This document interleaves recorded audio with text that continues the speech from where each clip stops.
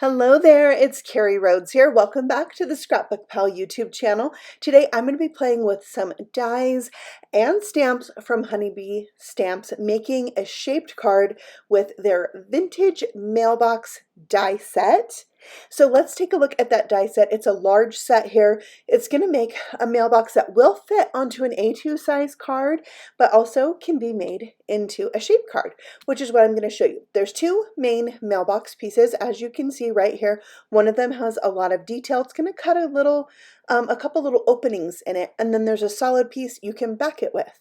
This die is also going to press into your cardstock, and you can add even more of an indentation if you have an embossing mat with your die cutting system like I do with a universal plate system.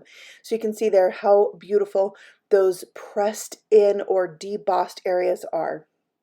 Okay, so I've taken an A2 size card base and I'm cutting out that solid piece so that the left side of the die hangs off the edge of my folded paper. So then I have a shaped card base. Very easy to do. You can do this with a lot of different dies. And then I can put that vintage mailbox topper right on top of that. And there you can see the two little openings. There are some dies that you can use to layer this up. This is going to go on the largest door of this mailbox that opens, and then you've got two pieces that layer up that are going to go on that top flap.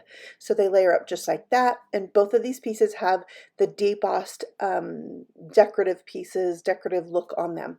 I'm going to do a little bit of ink blending, some splattering on to my pieces today, and this is the Tattered Rose. And then my second color in Distress Oxide is Saltwater Taffy. These two colors go really well together, and I'm going to make I wanted to do kind of a pink mailbox, but with a little bit of a vintage vibe. And then on this piece right here, I am ink blending it, and I'm showing it to you, but in the end, I didn't really love how this turned out, so I ended up redoing it. But it is pretty in and of itself, but I just didn't have enough contrast from the base of the mailbox as I wanted. So I did the Tattered Rose in the center and the Saltwater Taffy around the edge. Now on the base piece, I'm going to do just Saltwater Taffy, but I am going to come in with a third color that's going to make this a little bit more vintage, a little bit more shabby, and that is a touch of brown. That's always good if you're going to be doing something that is shabby chic or is vintage. So the color I'm using is tea dye, and I have this teeny tiny blending brush from Spellbinders that I can use to do the edges of these pieces and just add a touch of this brown. And I really like this color because it has a little golden touch to it, which really goes well with the Tattered Rose. So there, I'm just adding it here and there, almost all the way around the edge of all the pieces. But it's okay if it's darker in some areas and lighter than others because it is that shabby chic look. I'm also going to do some splattering with the tea dye, which I've pressed onto a window sheet, a piece of plastic. I sprayed it with water, and I'm using a paintbrush to splatter on all of my pieces. And after I did this, I was like, oh, I wish I would have spritzed these with water. So I decided to go ahead and do that, even though I'd already done the brown. It's going to work out fine. And then I just went in with a paper towel and picked up any excess moisture. And then I've got those areas where the color's lighter. I also wanted some darker colored splatter, so I have my Saltwater Taffy Distress Oxide spray, and I'm just taking the nozzle out, tapping it, and that's going to give me really good splatter. All right. Now that everything's dry, I can start adding these pieces to the card base. So first I'm putting down that largest piece, making sure to not put any glue where those openings are because I want them to open and work on my card.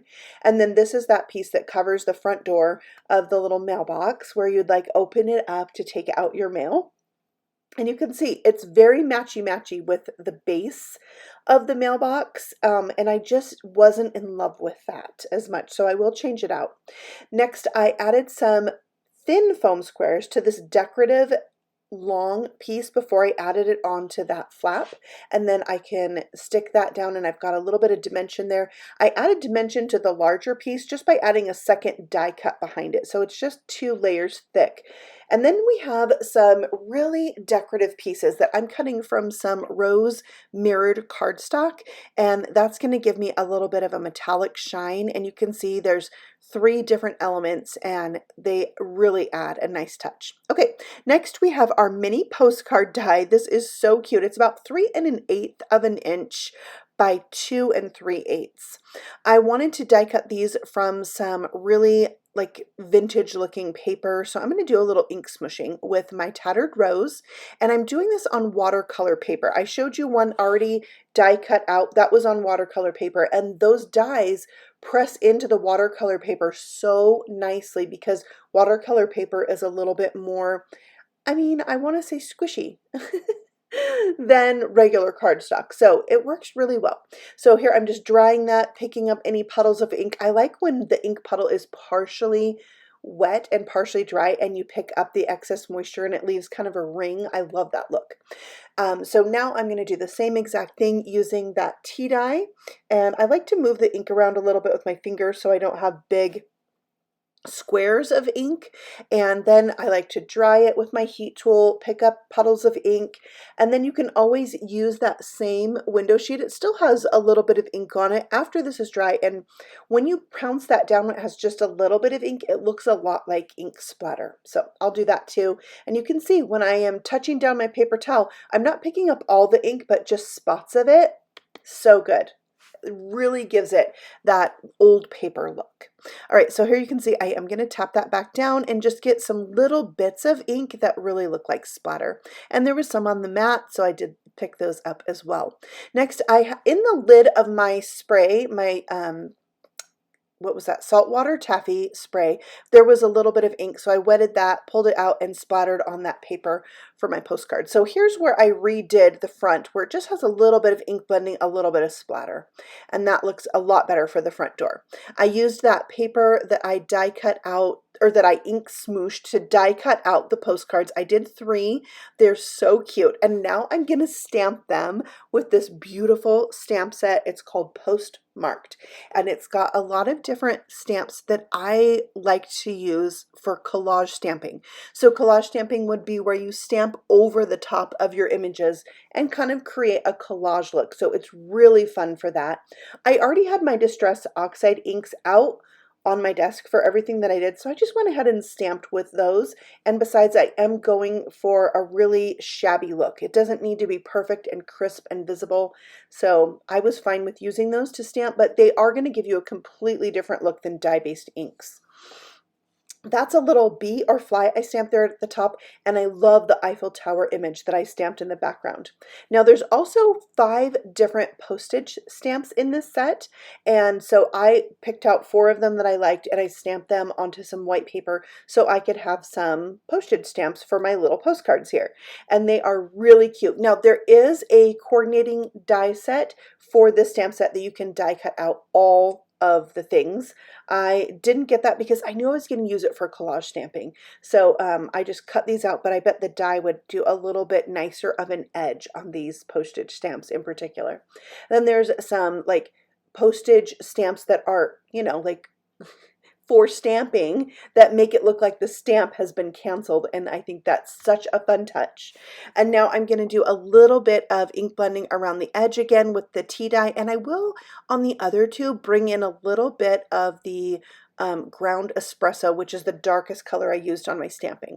So there you can see I left 2 of them really plain because they're going to be mostly hidden when I glue them into the mailbox. I just wanted the mailbox to have these postcards just peeking out a little bit, like the mailbox is really full. So that's what I'm doing here, and I'm going to overlap them so when you open the door you can see all 3 of the postcards and the fun little details that I added, like the little stamp and the cancellation and all those things. And then the one that has the most fun on it will go right on top. Aren't they cute? The size of these is just adorable. I really love them.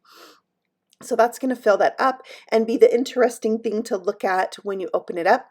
I had extra postage stamps, so I went ahead and glued those to the outside just because they're really cute. And you could do several of the images from that postmarked set on the outside as well. All right, we also have a sentiment set, the Mailbox Memos, and it has some really cute sentiments in it. So I'm going to use a couple of these on my card, one for the outside and two on the inside.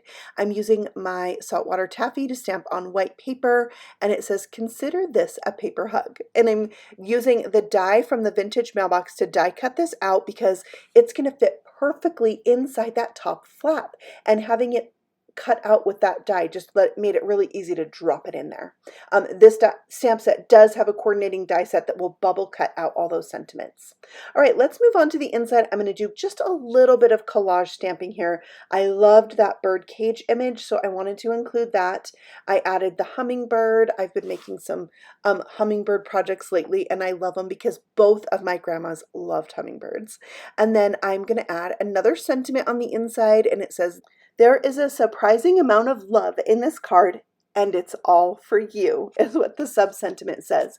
I did do a little bit of splatter and ink blending just to complete the look on the inside, and it really coordinates with the outside now, and I just love that. So there is my vintage mailbox card. What a fun die set. There's so many different things that you could do with this just by changing up the colors and you know, maybe coordinating it with other floral stamps or dies that you have and really dressing it up. So what a cool set. Thank you so much for stopping by the Scrapbook Pal channel today. If you're new here, feel free to subscribe, and if you're looking for these fun products, you can find them linked below. And thank you again for watching. Bye.